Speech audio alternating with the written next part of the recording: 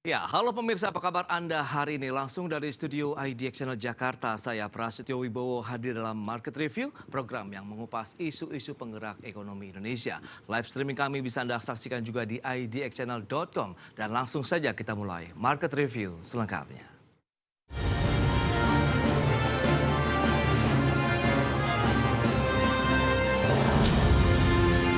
Hari ini Bursa Efek Indonesia kembali kedatangan emiten baru. PT Pelayaran Kurnia Lautan Semesta Tbk resmi melantai di Bursa Efek Indonesia. Emiten yang bergerak di bidang angkutan laut dalam negeri ini menawarkan 540 juta saham baru dengan harga penawaran perdana senilai Rp146 per sahamnya.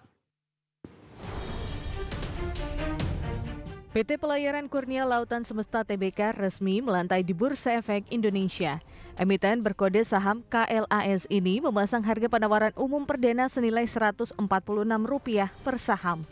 Emiten yang bergerak di bidang angkutan laut dalam negeri ini menawarkan sebanyak-banyaknya 540 juta saham baru atau setara dengan 24,94% dari modal ditempatkan dan disetor setelah IPO. Dengan demikian, KLAS akan memperoleh dana segar sebesar Rp78,84 miliar. Adapun dana hasil IPO sekitar 70,74% akan digunakan untuk pembelian 4 set kapal tunda dan tongkang. Sekitar 14,65% akan digunakan untuk penyetoran modal kepada anak usaha dan 14,61% dana IPO digunakan untuk modal kerja perusahaan. Tim Liputan IDX Channel.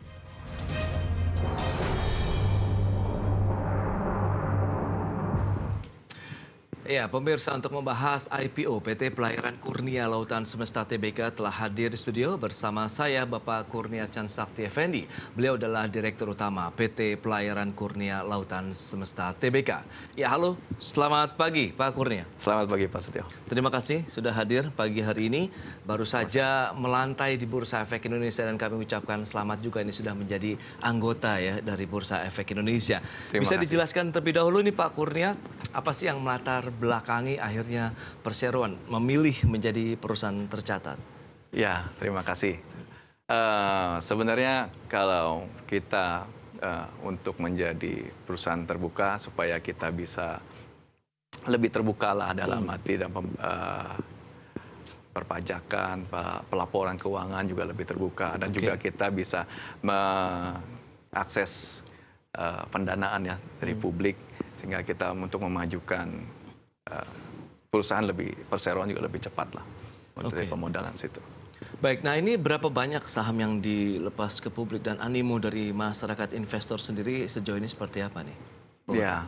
Ya, saham yang kita lepas itu 540 juta lembar saham, harga di 146 dan ya puji Tuhan lah kemarin book building juga sampai oversubscribe sampai 37,3% kali. 37,3 kali dari total saham yang ditawarkan. Oversubscribe-nya sampai 37,3 kali, berarti mengindikasikan minat investor cukup besar nampaknya terhadap Perseroan. Ya, saya mengucapkan terima kasih bahwa banyak investor domestik maupun mungkin internasional mungkin ada 1-2 ya yang percaya kepada Perseroan kita. Ya, kalau kita lihat ini dana hasil IPO akan digunakan untuk apa saja? Mengingat ini adalah perusahaan yang bergerak di bidang sektor logistik begitu ya Pak Kurnia. Betul. Tentu kan membutuhkan armada yang banyak juga ini. Nah, ini seperti apa nanti penggunaan? Betul. Kapasitas armada yang kita punya sudah maksimum. Dari itu maka kita masuk ke modal bursa agar dapat pembiayaan dari kita akan menambah unit. 4 unit lagi, 4 unit kapal tongkang dan tugboat. Dan sebagian dana juga ada kita masukkan ke anak perusahaan. Yang di mana anak perusahaan kami ini bergerak di bidang tambang pasir. Di pertambangan pasir ya? Ya. Baik, tapi kalau kita lihat dengan operasional Perseroan sendiri begitu, ini adalah beberapa yang akan dibeli ya, 4 unit kapal tongkang dan juga tugboat. Dan sejauh ini apakah masih belum mencukupi atau lebih kepada untuk ekspansi bisnis next-nya begitu? Ya, masih banyak kebutuhan sih sebenarnya mengingat di Indonesia kan terdiri dari kepulauan ya. Betul. Otomatis kita butuh transportasi laut. Iya. Nah, kita tambah 4 pun sebenarnya masih belum cukup lah. Belum cukup ya. Kita masih berpikir setelah 4 ini 4 yang baru, berarti kita total unit ada 8. Ya, setelah itu baru kita berpikir lagi bagaimana cara ke depannya. Total 8 unit itu untuk yang jenis kapal apa ini, Pak? Kita semua takbut dan tongkang. Oke, takbut dan tongkang. Dan kalau kita bicara mengenai daerah operasional, perseroan ini banyak berkecimpung di wilayah mana? Apakah Sumatera, Kalimantan, atau sampai ke Indonesia Timur? Ya, saat ini kita beroperasi di Sumatera dan di Sulawesi. Kita lebih ke nikel ya, ke Perusahaan nikel. Perusahaan nikel. Oke. Untuk Dan saat ini. perkembangannya sejauh ini seperti apa? Kalau kita lihat kan memang nikel ya sedang booming lah. Kita tahu dengan berkembangnya elektrifikasi, mobil listrik dan lain-lain. Ini kan tentu aktivitas mereka juga semakin banyak untuk pertambangan Ya, nikelnya sendiri. saya percaya sekali bahwa untuk nikel untuk 5-10 tahun ke depan itu luar biasa. Oke. Dan dengan ditambahnya smelter-smelter baru, otomatis kebutuhan bahan baku juga tinggi. Nah, disitulah kita sebagai transportasi laut itu berperan, dan otomatis ya permintaan akan tinggi. Oke, kalau bicara mengenai pengantarannya begitu, logistik itu dari mana ke mana sih biasanya, Pak? Dari pot to pot aja, misalnya dari jeti ke jeti, jadi jeti penambang ya Oke. ke jetinya smelter. Oh, Smelter itu oke. adalah Ya, peleburan lah. Ada hanya kita nganterin seperti itu. Oke, dan target dari IPO sendiri sudah sesuai harapan manajemen tidak sih nilainya nih Ya, kalau kita lihat? ya, saya senang hasil yang dicapai saat ini. Oke, berarti siap-siap untuk ekspansi bisnis. Nah, wilayah Indonesia Timur ini kan menjadi salah satu juga yang tengah digadang-gadang oleh pemerintah perkembangannya. Kita tahu ekonomi kita coba ratakan begitu untuk wilayah sana. Apakah juga ada rencana ke sana pengembangannya lebih jauh atau bagaimana nih, Kurnia? Ya, rencana sih kita ada di otak saya sih ada. Ya, cuman mungkin nanti kita lihat ke depannya, karena saya harus fokus dulu untuk yang 4 unit 4 set ini, dan untuk penggunaan dana yang sudah di IPO kita pertanggungjawabkan dengan baik, dan planning yang sudah kita buat sesuai dengan prospektus ya. Kita bikin pencucian pasir kuarsa, ya mungkin itu juga akan berdampak baik untuk perusahaan holding seperti perusahaan Kurnia Lautan Semesta. Baik, 4 kapal baru yang nanti akan dibeli dan dioperasikan, ini akan difokuskan di daerah mana, Pak? Saya akan fokuskan di daerah Sulawesi. Oh, Sulawesi. Sulawesi, ya. Kaitannya memang pertumbuhan tadi dari industri nikelnya di sana atau Ya, bagaimana? beberapa klien gitu sudah mulai minta kita untuk dipercepat pengadaan kapalnya. Oke. Karena ya kita hanya 4. 2 untuk pasir yang di Sumatera, 2 hanya untuk di Sulawesi, itu sedikit sekali. Mereka minta bantu kita supaya dipercepat pengadaan kapalnya. Ya, tantangan kalau kita bicara mengenai industri saat ini, kita tahu logistik kan sebenarnya ketat ya, Pak, persaingannya begitu. Dan ini bagaimana nih strategi bisnis yang akan dijalankan? Kalau saya sendiri melihat tidak ada satu kendala yang berarti, karena kebutuhan untuk transportasi laut saat ini luar biasa. Luar biasa, sehingga banyak juga produsen-produsen galangan kapal itu juga kebanjiran order. Jadi ya, kalau kita punya unit, ya hari ini pun kita bisa dapat kargonya. Sebegitu tinggi permintaan, khususnya di nikel ya. Oke, dan permasalahan logistik sempat hangat juga. Kita tahu sistem logistik nasional, kemudian operasional dan lain-lain. Ini bagaimana menurut pandangan Pak Kurnia sendiri untuk industri logistik secara umum begitu ya? Pola, kemudian bagaimana dengan regulasi yang ada begitu? Saat ini saya lihat sih berjalan dengan baik ya. Dan juga satu peluang bisnis yang cukup menarik menurut saya. Dan regulasi pemerintah juga sangat mendukung. Dilihat dari perkembangan-perkembangan yang perusahaan-perusahaan logistik yang sudah melantai pun hasilnya semua baik. Begitu. Optimismenya kalau kita lihat dengan kesiapan SDM, infrastruktur sarana, prasarana yang dimiliki oleh perseroan, bagaimana Pak Kurnia? Sampai saat ini sih ya kita selalu berbenah diri ya untuk lebih solid lagi terhadap kru kapal, terhadap tim yang kita kerjasama. Sejauh ini sih sangat baik, dan ya lihat dari hasil laporan keuangan kami juga semua menunjukkan hasil yang cukup memuaskan.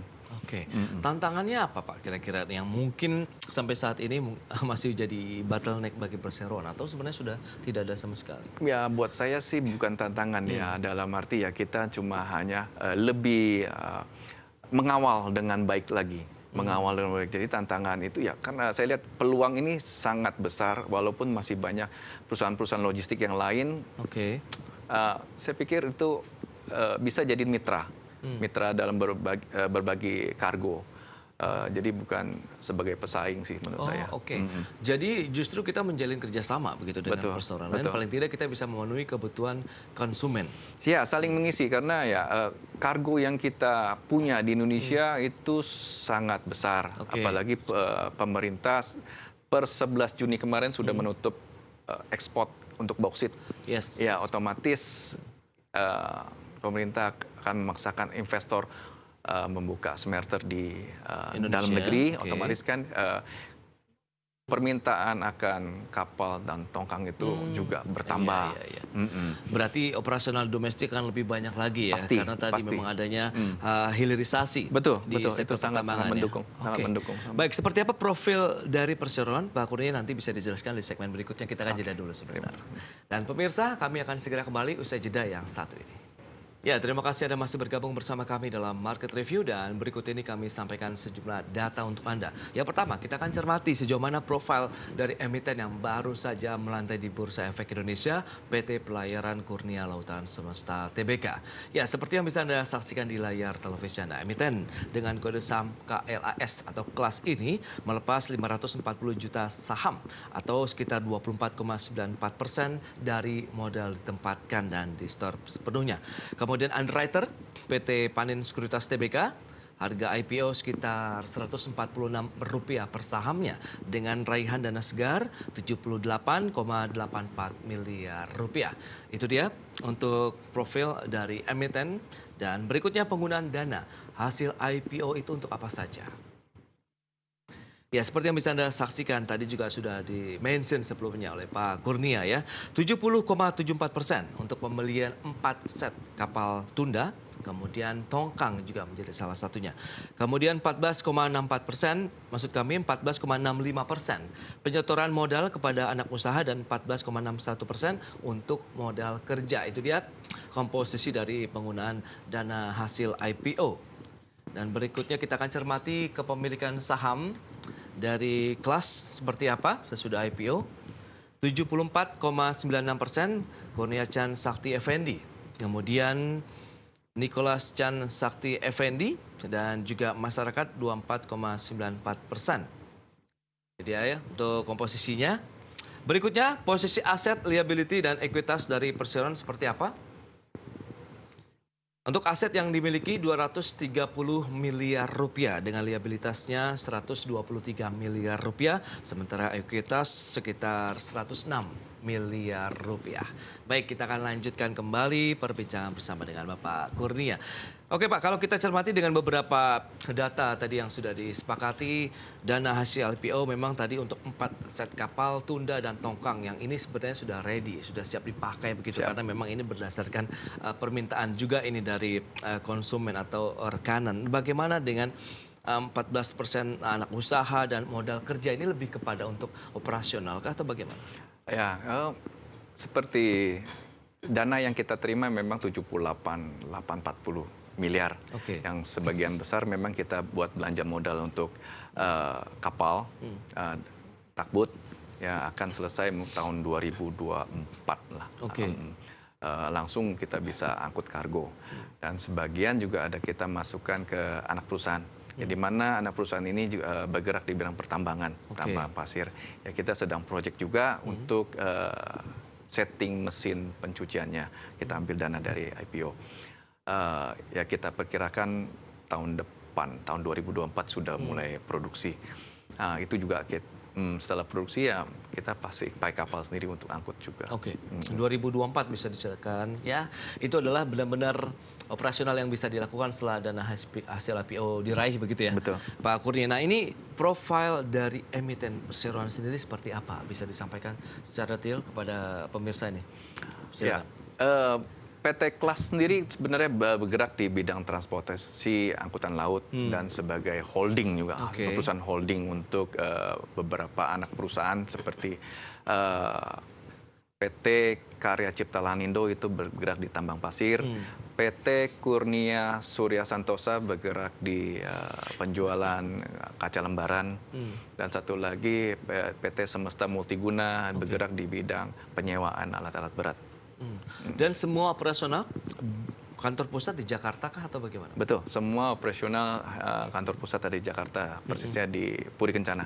Baik, kinerja perseroan bisa disampaikan juga bagaimana sih kinerja, pendapatan, usaha, laba bersih, dan lain-lain. Apakah ini menarik kalau Anda katakan sempat tadi begitu pada saat break kita berbincang bahkan pada saat pandemi aja ini cuan terus perseroannya ini. Gimana nih, Mas? Iya, kalau lihat dari laporan keuangan kita yang kita sudah sampaikan di prospektus itu kan dari tahun 2019 ada sudah plusnya nggak terlalu banyak ya, 2020 sampai terakhir tahun 2021 ya kita pendapatan ya keuntungan pendapatan 7 miliaran lah konsolidasi ya.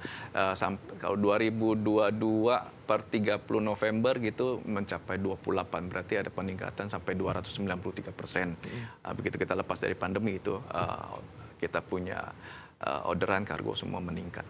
Wow, langsung tancap gas. Langsung tancap. Pasca PPKM dicabut, kemudian aktivitas ekonomi sudah mulai menggeliat lagi begitu ya Pak Kurnia. Nah, kalau dilihat dengan kondisi yang ada, penggunaan ataupun komposisi dari pendapatan usaha ini lebih banyak kemana sih Pak, operasional kah atau bagaimana? Mengingat kan perawatan pesawat juga kan biayanya tidak sedikit begitu. Betul, ya. Lebih banyak sih ke bahan bakar. Bahan bakar itu kan tergantung regulasi pemerintah ya. Karena setiap 2 minggu sekali ada perubahan harga di bahan bakar. Kalau misalnya, kita lihat juga kondisi global sih. Kalau misalnya ada perang atau apa, harga minyak naik ya kita jadi cost kita jadi naik. Kalau misalnya tidak ada ya adem-adem ya mulai agak stabil. Tapi semua harga sih ikuti Pertamina lah.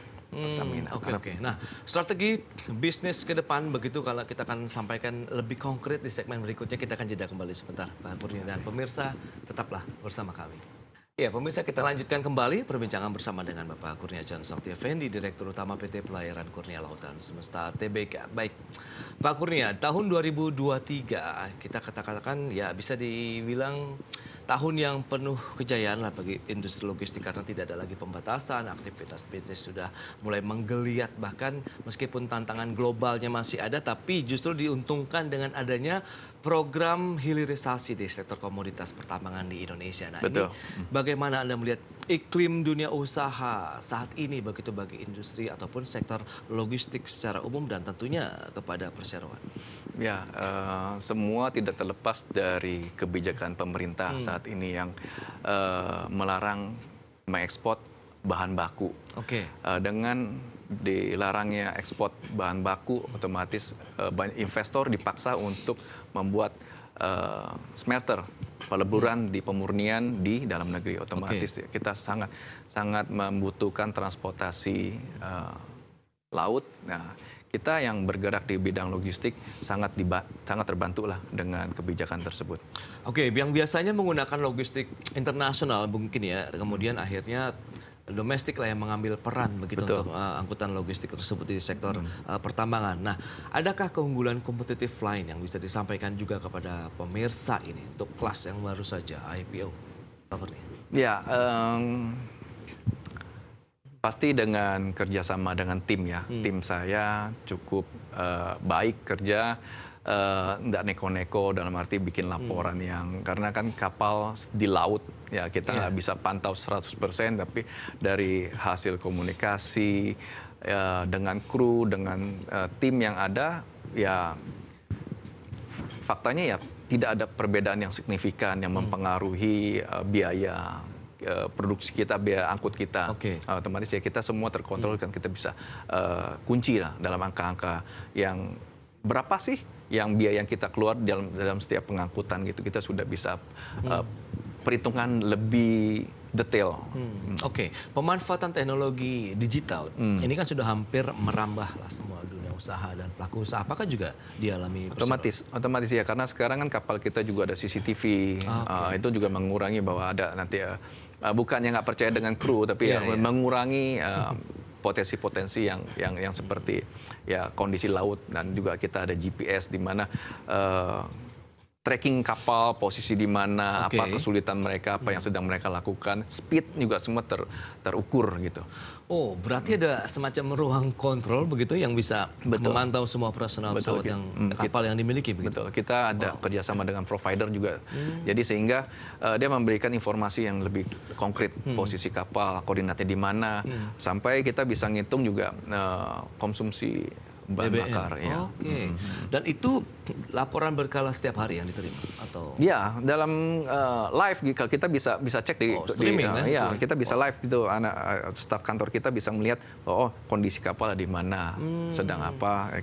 Kita bisa pemantauan 24 jam 7 hari sekali lah ya, bisa dikatakan begitu ya, secara kontinu terus menerus. Nah, bicara mengenai tingkat persaingan, kalau lagi-lagi ini dengan dibukanya pangsa pasar kita yang semakin luas begitu ya, domestik yang akan mencoba menjadi raja di negeri sendiri, bagaimana Anda melihat? Apakah memang itu menjadi suatu bentuk kemitraan saja, kerjasama yang berkesinambungan dan simbiosis mutualisme, atau bagaimana ini? Ya, kalau saya lihat mereka dengan kawan-kawan yang bergerak di bidang yang sama, kita sebenarnya nggak berpikir bahwa mereka ini sebagai kompetitor, tapi ya bisa sharing kargo sih sebenarnya. Pada saat mereka butuh kapal, kebetulan kapal kita juga dekat-dekat mereka, ya kita bisa saling membantu. Kadang-kadang kalau misalnya mereka urgent, dalam arti ada sesuatu kargo yang memang pada posisi itu tidak ada kapal, tapi mereka harus angkut. Ya, mungkin pas kita juga ada kapal yang free, mungkin kita bisa saling bantu sih. Oke, itu dia ya. Yang dilihat jadi justru saling bahu-membahu begitu ya. Betul. Untuk saling mendukung dunia usaha sendiri. Nah, strategi kemudian tadi sudah diulas. Targetnya ini paling tidak sampai dengan tahun 2023 deh. Pengen tahu juga nih. Pak Kurnia mengingatkan tahun depan tahun politik. Tentu ini semua sudah masuk dalam perhitungan bisnis begitu ya. Target ya kita untuk tahun 2023 ini sih nggak muluk-muluk ya, kita bisa ya, karena kapasitas kapal kita sudah terbatas, nggak bisa digerakin lebih lagi ya, kita maintain saja, kita fokus saja dengan cost yang rendah, yang baik, dan maintain kita punya kapal supaya jangan terjadi zero kecelakaan lah. Setelah kita ada penambahan unit lagi, ya baru kita gerak lagi. Itu dia. Kita tinggal tunggu nanti ekspansinya akan seperti apa lagi dengan ada 4 kapal baru yang akan beroperasi, Takbut, kemudian Tongkang begitu ya. Pak Kurnia, terima kasih banyak atas kehadiran dan share informasi yang sudah disampaikan kepada pemirsa. Sukses terus untuk kelas yang baru saja IP, Pak. Sampai berjumpa kembali. Terima kasih. Baik pemirsa, jangan beranjak dari tempat Anda, karena sesaat lagi kami masih akan kembali dengan tema menarik lainnya terkait dengan target lifting migas di RAPBN 2024 yang turun. Kami segera kembali.